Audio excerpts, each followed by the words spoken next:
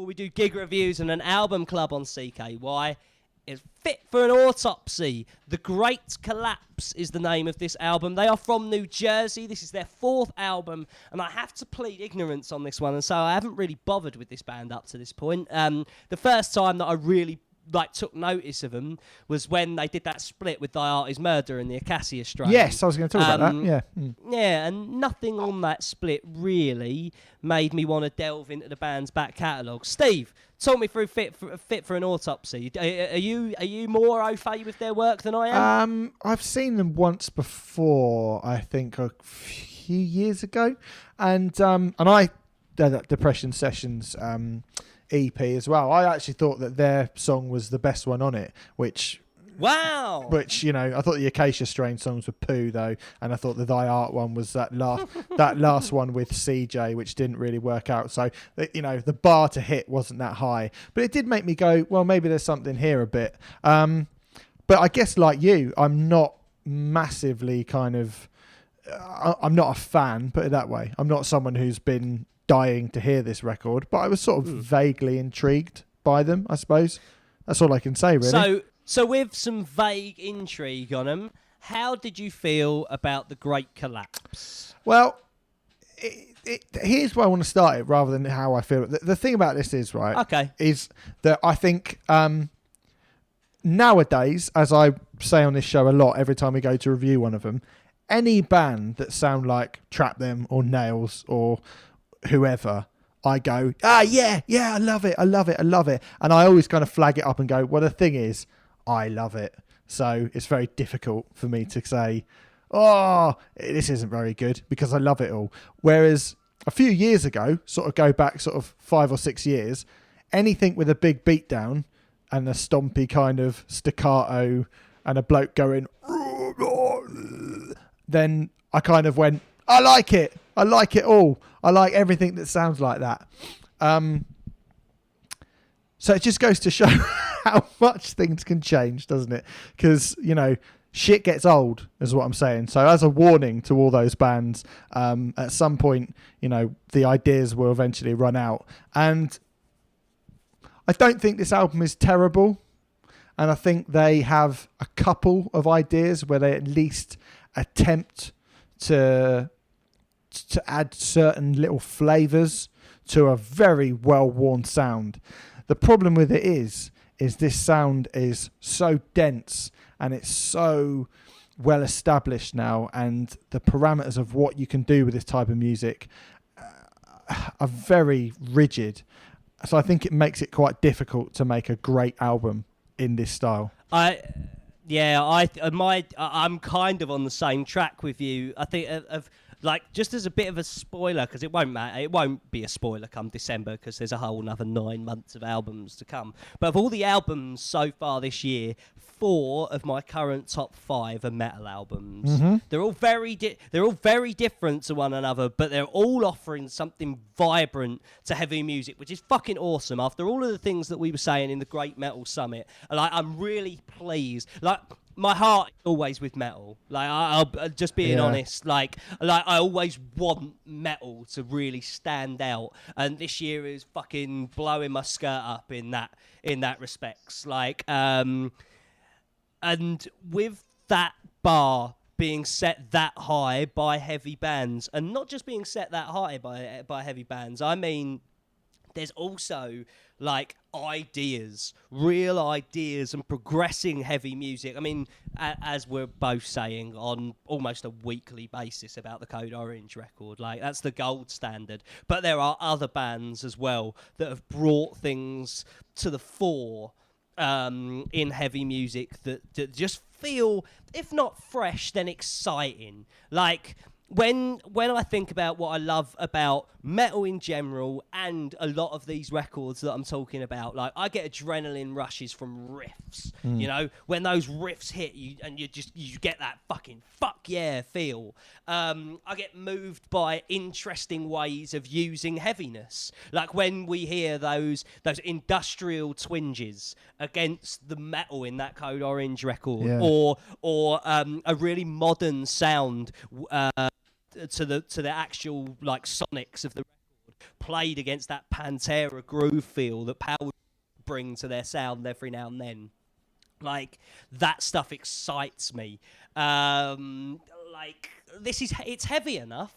Like, it's not a question of heaviness with this record. There's just nothing to grip onto or be excited by. Like, there's an album coming up in the next couple of weeks that has just got like jaw-dropping musicianship and craft that leaves me floored every time I hear it. And that's another thing that I get a buzz off of with metal, and I don't get that here either. Like you say, I'm not like, this album's fucking crap at all. I'm just totally unmoved by it, and I think that it is because, as you say, this road is pretty well worn, man. Yeah, it's tough. I mean, I want to give them a little. I'm not sure that I'm that sort of against it, maybe as you are. 'Cause I want to give them a little bit of credit occasionally for. There's bits that I like as well. Yeah, I think the second half of this record. I mean, I put it on, and the first half of it, I was like, okay, I feel like I know what I'm getting. You get to kind of track 4 and I know what I'm getting. And then sort of Iron Moon, particularly when the bulbs burn out. I think When the Bulbs Burn Out is a really good song. And it's the one time I look at them, I go, there's potential in this band to kind of, if they were to expand on this, to kind of maybe not escape this genre, but to turn it into something else that other bands haven't. But I mean, at the moment, it's a kind of a kernel of an idea rather than, it's got like kind of melodic passages. It's kind of driven more by the bass than it is by anything else. It's almost got a little bit of clean vocals on it, but it's not really sort of proper clean vocals. And there are sort of, I know what you mean by that. It's Cookie Monster vocal, but it's so clear you can hear every last syllable that he says. I know what you mean by it. It's like it's a cleaned up, polished take on that kind of vocal. Yeah. So, I mean, it's almost like a chorus, It's like these bands don't often have big choruses, and I think like if they were to really fucking knuckle down and go, let's make something, which I think the problem with a lot of these bands and a lot of these albums is that they get so scared of, like, you look what's happened to Suicide Silence. I know we talk about it on a weekly basis, but they get so scared of what they should or shouldn't be doing that you end up making an album where you look at a couple of songs, and I look at about 2 or 3 songs on this record and go, if you expanded on that and made that the album, you'd have a much better album than this, which is just going to appeal to that tiny little group of deathcore, tech metal nerds, and that'll be it. And then you'll go away, and that's all you'll ever be. So it's a fairly frustrating album because I think there's a good band in here. I think there's a much better band than is seen on this record in here somewhere. And you get there's flashing glimpses of a very good band on this record, I think. But I just wish it came out more. Yeah, I think it's impossible to not think about Suicide Silence on this record. Not just because it's the soup du jour of what to talk about at the moment. It's that they've tried to do something different, and I'll take that over just being another Warped Core band. Just to clarify, like I don't hate this. Like I think that Spiral, the last track, has a real kind of languish in the slow tempo that kind of is one of my main beefs with this record. But because it does that, when it really lifts halfway through, when a real crunch comes in, I think it bangs.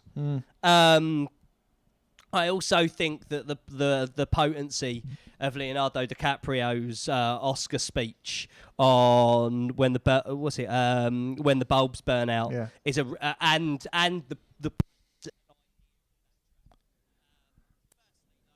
Oscar speech up and take notice, and I think it's cool that they're not just being another one of those Warped Core metal bands, at least in terms of how they've got a message.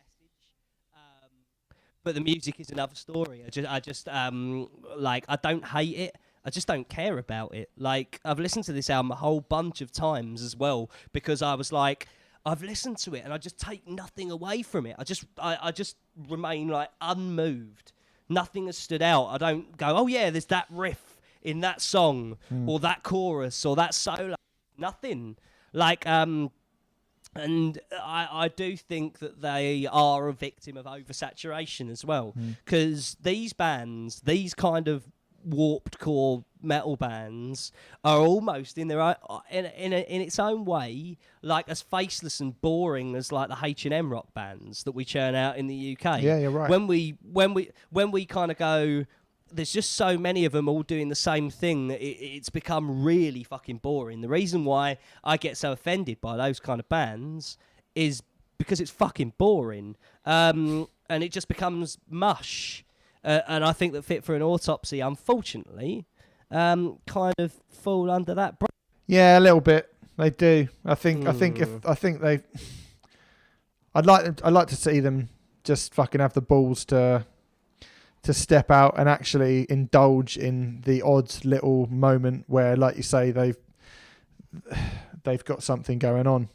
But maybe the next album, who knows? That'll be their 5th album by then. You should probably have done it by now, right? Yeah, that's kind of my gut instinct as well. So that is a new album from Fit for an Autopsy. It's out now and it's called The Great Collapse. If you do like that kind of warp corey sound, I don't hate it. So that's probably a side. It's quite good for what it is, but I'm over that sound. Yeah.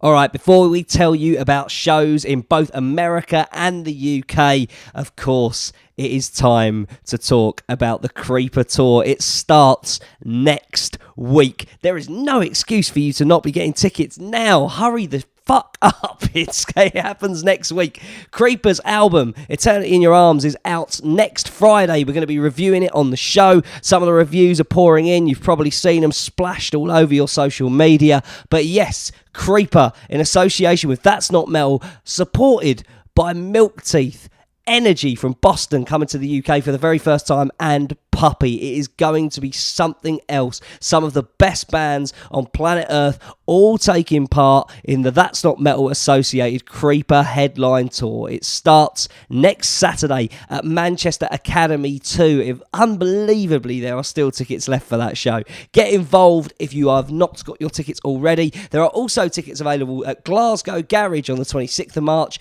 Newcastle University on the 27th, Leeds Stylus on the 28th, and the final date at Cardiff Tramshed on the 2nd of April. Of course, London, Southampton and Birmingham are sold out. Manchester, Glasgow, Newcastle, Leeds and Cardiff, step the fuck up. Creeper, Milk Teeth, Energy and Puppy. The tour starts next week. Join us on the road. We'll see you there. All right, let's talk about some more live music. Don't forget, we will be reviewing the debut Creeper album, Eternity in Your Arms, on next week's show. Make sure you're subscribed on iTunes and SoundCloud so you don't miss out. Gig reviews. Right, let's do some live reviews then.